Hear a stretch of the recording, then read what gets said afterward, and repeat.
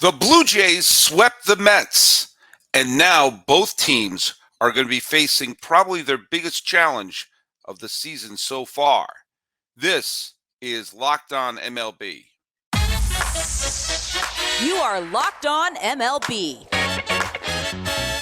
your daily MLB podcast, part of the Locked On Podcast Network, your team every day.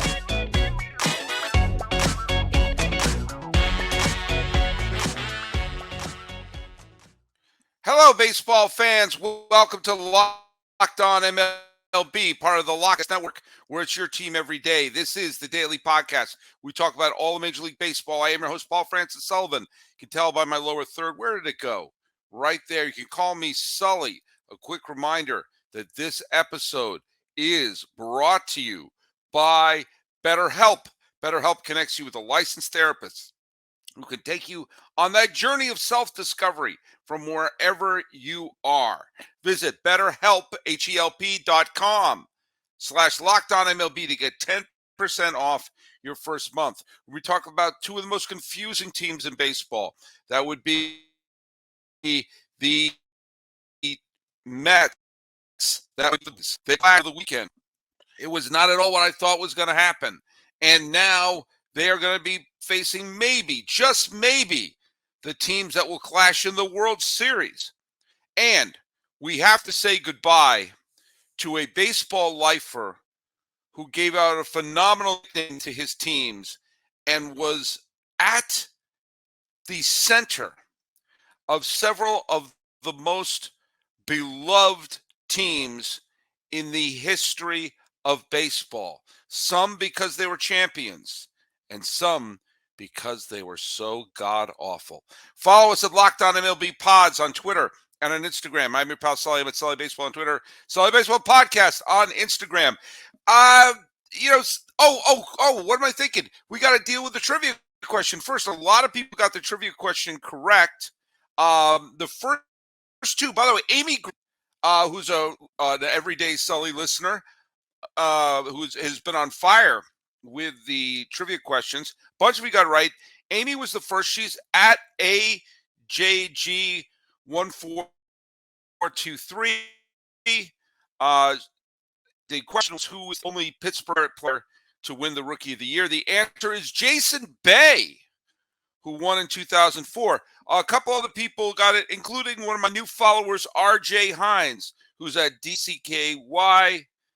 JAY, I don't know, Dickie J, not sure, but shout out to both of them. That's right. Of all the great players who've played on the Pirates over the years, and there would be a few who could have made the argument that Johnny Ray probably could have won the National League Rookie of the Year in 1982. It went to Steve Sachs because back then only Dodgers were allowed to win the National League Rookie of the Year. But Jason Bay, who was later part of the bizarre Manny Ramirez to Los Angeles, and Jason Bay wound up going to the Red Sox. And Jason, while Manny Ramirez turned L.A. into Maywood, Jason Bay was really terrific in his year and a half with the Boston Red Sox before signing with the Mets in an all-time bad deal. So good job there. By the way, speaking of the Mets, it was just last week I said the Mets were on the verge of taking off. Ryan Finkelstein was on the show. The Mets looked like things were clicking. They played the Philadelphia Phillies. They swept the Phillies, a couple walk-off victories, and the Mets looked solid, absolutely solid. They were mahogany, and they were welcoming the stumbling and bumbling Toronto Blues into Citi Field. And it looked like it was a time for the Mets to maybe get off the schneid and show that they're ready to make a run at the National League East. Meanwhile, a bad series by the Blue Jays would plunge them deeper and deeper into the American League East cellar, and I believe would cost John Schneider his job. And I've been calling for his job as the manager of the Toronto Blue Jays because I don't think he's the man for the job. I think the better candidates out there right to win now. Someone doesn't forgive me. I don't have the effort and the energy to look it up. Pointed out that it's kind of crazy to break down the baseball season the way I have been doing because of the ebbs and flows that happen through. And it's true. Is the great thing about a 162 game schedule is that there are tides. Some that come in. And last weekend, the likes of Brandon Belt, the likes of Vladimir Guerrero Jr. managed to win game after game, and next thing you know, the Toronto Blue Jays were the ones who swept the Mets in Citi Field. And it wasn't like the games were blowouts. You know, the Blue Jays managed to win first game. Verlander pitched quite well, thank you very much, on the game on Friday. But it was a shutout, 3-0. And then the Toronto victory on Saturday. So, the Mets did not pitch badly. In the first two games, held the Blue Jays to a total of 5 runs. But the problem is they only scored 1. And then the final game was back and forth. And finally, Belt and company wound up winning it against the Mets bullpen, final of 6-4. And just as I was saying that things were super bad for the Toronto Blue Jays, they went on that 4-game losing streak. They fell to, they were 1 game over 500. They fell to 27-26 during Labor Day weekend. And I'm looking at it, man, this team has a legit shot of coming out of Labor Day a 500 or maybe even a sub 500 team. For a team that has this many stars, that they pulled off the risky trade of Teoscar Hernandez, and they played 9 games since coming to within, just being 1 game over 500, and they've won 7 out of their next 9 games, including all the games against the Mets. They've gone on a gauntlet where they had to play. I mean, they reached that point where they're only 1 game above 500. And they lost, against Tampa Bay. And I was looking at the gauntlet that they were facing. Twins, first place team. Brewers, first place team. Mets have images of winning a pennant, highest payroll in the history of baseball. That was the gauntlet that they saw. Face that kind of side with a 7-2 record. But that's exactly what just happened. And the Blue Jays dusted themselves off. And when they weren't piling up lots of runs, they pitched well enough to get out of it. When they let up game-tying hits like they did on Sunday, they got the big hit by Belt later on in the game. And they haven't just been leaning on Guerrero or George Springer. They've been spreading the chips around the table. And Bassett has been a godsend to the team. Kikuchi wound up winning a game against Milwaukee the other day. They've dusted themselves off. Now they're going to face the great test because this gauntlet is not over for Toronto. They are going to Houston for, 4 games. Count them, 4 games. Actually, Houston's coming up north to Canada. So the Stros are going to be there. And the Stros are playing very well, thank you very much. They beat up on the Angels over the weekend. So give the because I've been dogpiling on the Blue Jays because I thought they were going to be very good this year. And I see they have the pieces. I see they have the bats. I see they have the pitching. And they were not getting it together. And they have the interim manager who was at home because Montoyo needed to be shown the door, who this team wet the bed in the playoffs last year. Forgive me if I thought maybe a big-time successful manager might be the right fit for this. And you know what? I still do. I still do think the sweep against the Mets notwithstanding, I still do think over the long haul, I don't think Steiner's the right guy for the job. If the job they face this gauntlet well, but it's going to continue. Because once they play the Astros, they got to play the Twins. Again, great team, but they're in first place. And then you got to play the Baltimore Orioles, who I don't know if you've noticed this, but are on pace to win 90, like in the high 90s. And speaking about on pace to be in the high 90s, after they play the Orioles, they're going to be playing the Rangers, who are in first place. And once they finish the Rangers, they're going to play the Marlins. The Marlins aren't that good. The Marlins are a playoff team this year, in case you've missed that. You have to go all the way till June 23rd until the Blues have an easy opponent. Surprise, it's Oakland. But this is the roughest part of a season that you could have. And if the Blue Jays survive this, they've got a legit shot. If they don't,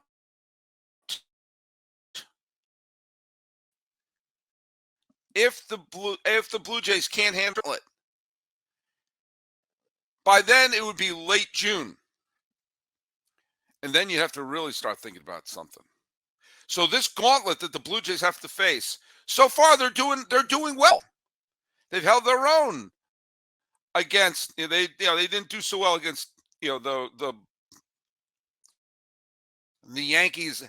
I mean, if we extrapolate this to May 12th, think about this.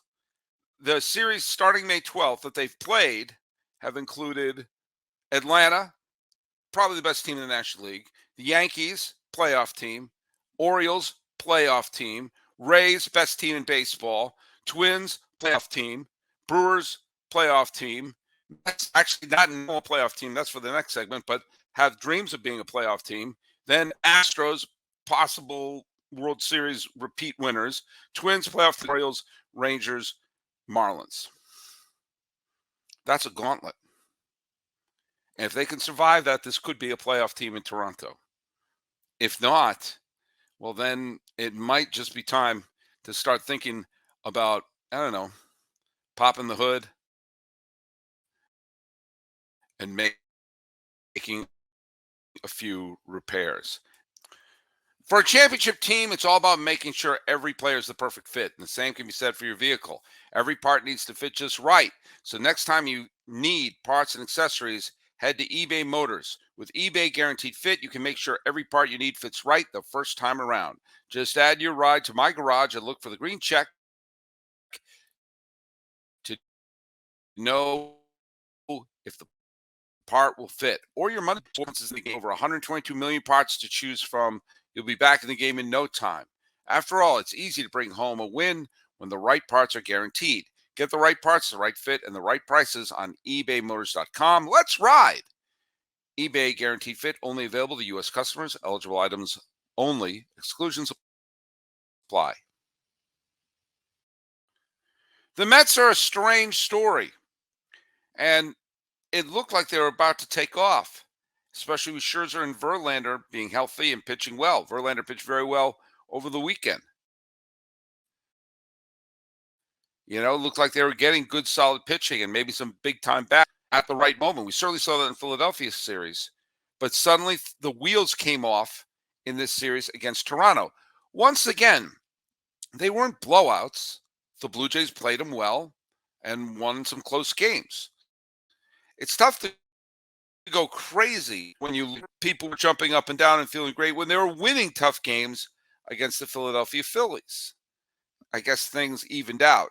If you said in a 6-game set between the Blue Jays and the Phillies, they were going to go 3-3, which is basically what happened.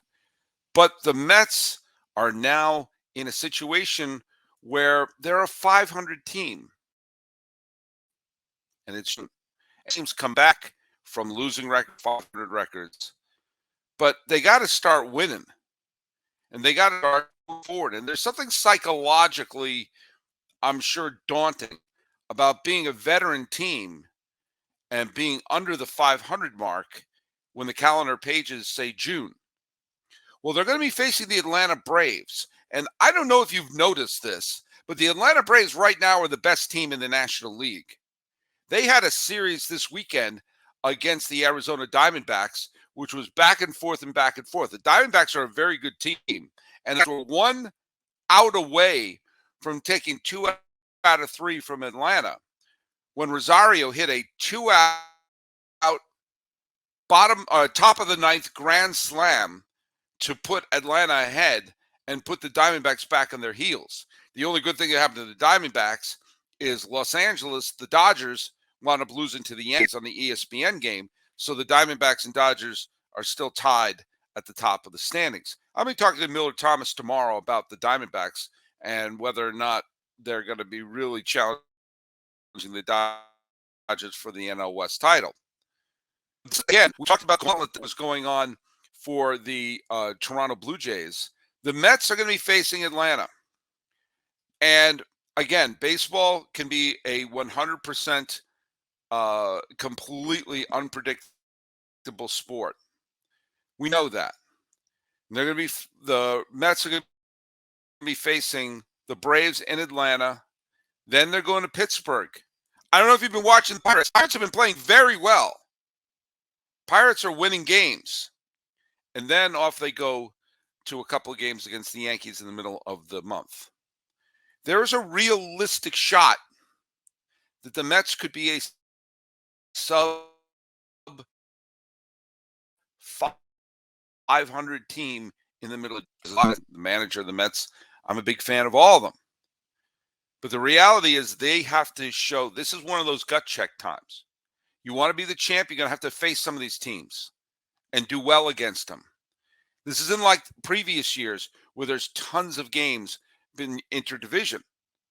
They're only going to face the Braves a handful of times, and they did not fare well against them when they met in late April. This is going to be a rough schedule for the Mets. The month is ending with a stretch against teams like the Houston Astros and the Milwaukee Brewers. You know, 2 playoff teams. The Mets seem to be top heavy. They don't seem to have tons of depth, big time decisions. Thomas Nido just got DFA'd to make room for Alvarez, which means the pressure is on Alvarez to really start contributing, basically start contributing as well. You know, they got back Verlander, they got sure that, but now they got to these games. Again, everything was snow cones, apples when they were sweeping the Philadelphia Phillies. But remember, that came on the heels of losing a series to Colorado and losing a series. They're capable of losing to teams they have no business losing to. I think the Mets are better than a 500 team. I think they're a 90-win team. But first they have to show they're better than 500. Sweep a series, get swept. Sweep take 2 out of 3 from Tampa and the Cubs who stink, lose the series to the Rockies who stink. Not so great. That's a team that fluctuates too much. They have to go on and put on the aft thrusters. This is go time for the Mets to show who you are. A lot of money was spent on this team than any team in the history of baseball, and they didn't do that. They have a chance to be the third wild card team. So now we're going to see what happens. Big gut check time for Toronto. Big gut check time for the. They clashed last weekend. We saw what happened. The season. I know they almost all of June, all of July, all of August, all of September. But in order to get to that playoff spot, especially when we're seeing how crammed both of these leagues are right now, it would behoove you to not constantly say like a mantra, well, this team came from behind and that team came from behind. It would behoove you to start piling up some wins now so you can use a big win streak in August and September to build upon this. Yes, I know we go back and forth all year long, but it's critical for the Mets to start winning a little bit. My situation may be too deep for them to get out of. Let's go into our final segment.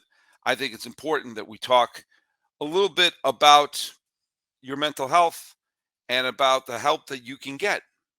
You can get caught up in whatever wants from you in a moment for what you need. If you're guilty of this, my job as a special education teacher requires that I put my own needs on the shelf.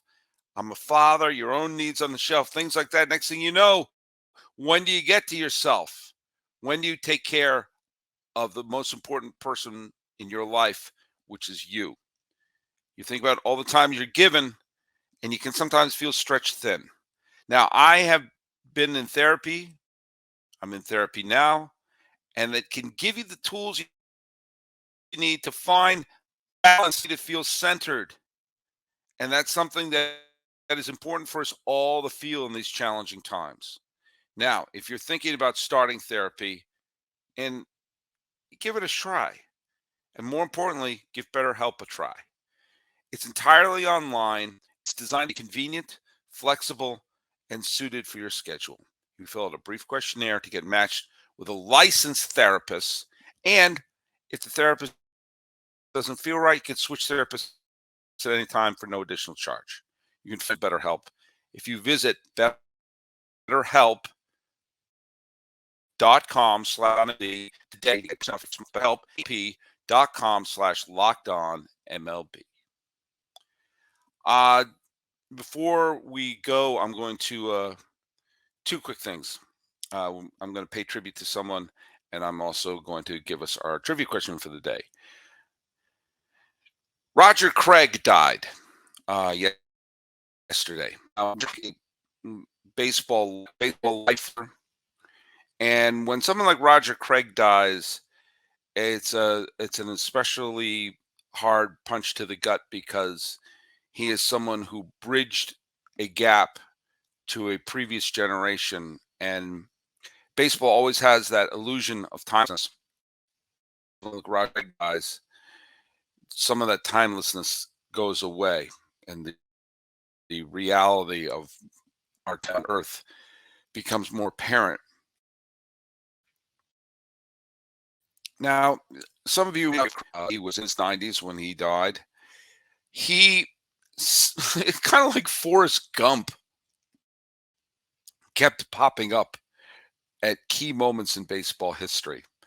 And he was a part of the only Dodger team to win the World Series in Brooklyn.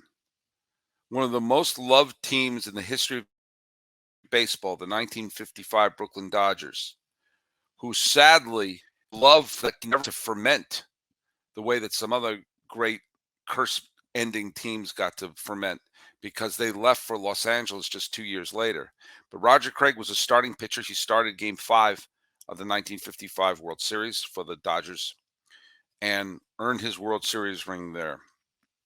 When the team came out west to Los Angeles, so they played not far from where I'm sitting right now at the LA Coliseum, he won his ring. So he was able to be a champion in Brooklyn and Los Angeles. And he pitched in the World Series where the Dodgers made attendance records that will never be broken in the World Series because they played in the sim that's at like 93,000 people. There's no way you can break because no one's going to have a 93,000 seat baseball stadium ever again. Part of the team returned to the New York area and became part of the original New York Mets. Now he was Roger Craig was a good old boy from Durham, North Carolina. Spoke like a good old boy. And he was part of that Mets team that lost 120 games, but became one of the most beloved teams in the history of baseball. The reason why that Mets team was so loved was because, as I mentioned before, the Dodgers were ripped away from the fans. The Giants were ripped away from the fans. And for a few years, all that was left in New York were the Yankees. Won the series, and yet saw their attendance drop. The Dodgers fans would not root for the Yankees. Giant fans would not root for the Yankees. And the olive branch for baseball, and someday I'll get into the whole the possible formation of the Continental League and what prompted the Mets, blah, blah, blah, blah. That's another history lesson. But the National League Baseball returned to New York, actually returned to the Polo Grounds where the Giants used to play. And the Mets uniforms were a hybrid of Dodgers colors, the Giants, and the script lettering of the Dodgers of the Mets on the front. And the National League fans, who used to be pitted against each other as Dodgers and Giants fans clashed, had a unifying team. They all adopted the Mets as their new team. And they had a smattering of former Dodgers and Giants on the team to help bring some of the fans back there. Duke Snyder came over and returned to New York as a member of the Mets. It's obviously Willie Mays that year. That first year with the manager playing in the Polo Grounds, they lost 120 games. But it's still a team, even though they were terrible, maybe because they were terrible, because the fans wanted a National League team so badly in New York, they would even take this. We wanted it in the worst way, and that's what they got. And the fans came out in droves to support the Mets. And the Mets became, they took that team to the bosom and said, yeah, they stink, but we've got a team again. And Roger Craig, who was a world champion Brooklyn Dodger, was part of that team. Now, later, he was part of the 1964 Cardinals, which was the World Series that was basically the end of the great Yankee dynasty. The Yankee dynasty, you could date back Babe Ruth all the way to 1920 to 1964. The Yankees, save for a year here or two here and there, were always in the World Series. And that dynasty basically ended with the 64 World Series. Now, it was revived again in the late 70s and revived again in the late 90s, 2000s. They've never seen that sustained level of championships. And they lost to Bob Gibson and the St. Louis Cardinals, of which Roger Craig was part of that team. Now, later, he was a pitching coach and manager, and he was a pitching coach for the 1984 Braves, which is still one of the most beloved teams in baseball history. Certainly for Tiger fans, certainly for fans in Michigan, the team that got off to a spectacular start and went on to win the World Series in 5 games against the San Diego Padres. So many of those Padres pitchers threw the forkball that was taught to them by their pitching coach, Roger Craig. That championship, Craig suddenly became a commodity as a potential manager. And the Giants fired Hall of Famer Frank Robinson and took over the Giants. When they moved from Massachusetts to Northern California, 7, and the Giants at that point in San Francisco had only been to the postseason twice, the 1992 World Series and the 1971 LCS. In my lifetime, when I arrived in the Bay Area in 1987, in my lifetime, had never played a single postseason game. Roger Craig took over a terrible Giants team. They were a winning team in 1986. And in 1987, they trailed Pete Rose and the Reds for most of the season. Now, we found out later Pete Rose was managing in an interesting way, but the Giants kind of retooled midway through the season, and Roger Craig took the team to the National League West title. And he had an expression which was hum baby. He calls players hum babies. Will Clark, he's a hum baby. Chili Davis, he's a hum baby. And this team that was filled with homegrown giants like Chili Davis and Will Clark and Robbie Thompson, and a smattering of veterans, Jeffrey Leonard, Joel Youngblood, the return of Chris Spire, Harry Spillman, Rick Rushell, Dave Drevecki, all these people that were cobbled together for other teams, bringing in Kevin Mitchell as well. And this team went on to the National League Championship Series.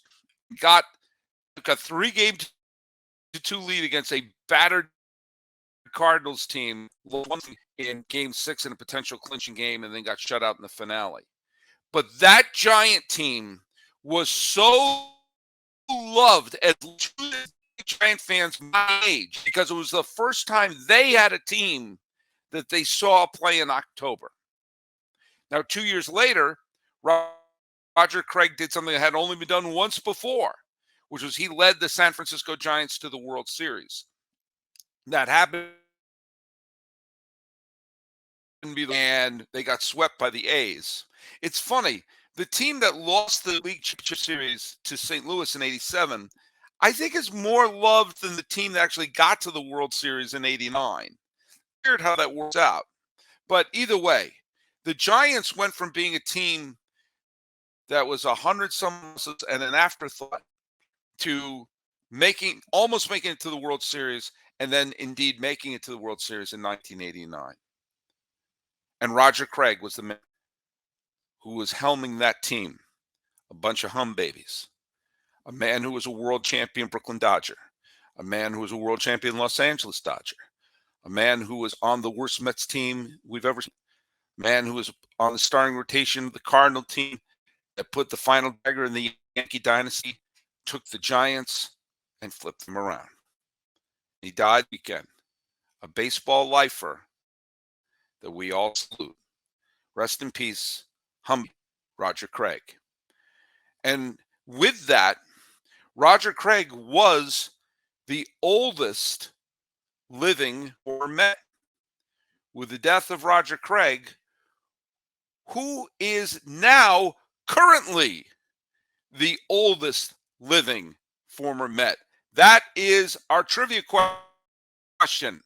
Who are the oldest living former Met? So send in your answers to @SullyBaseball on Twitter, or here on the YouTube page, or at Sully Baseball Podcast on Instagram. Talking about two teams at the crossroad about to face a gauntlet and say goodbye to Roger Craig. This has been Locked On MLB for the 5th day of June 23. I am your host, Paul Francis Sullivan. Please call me Sully.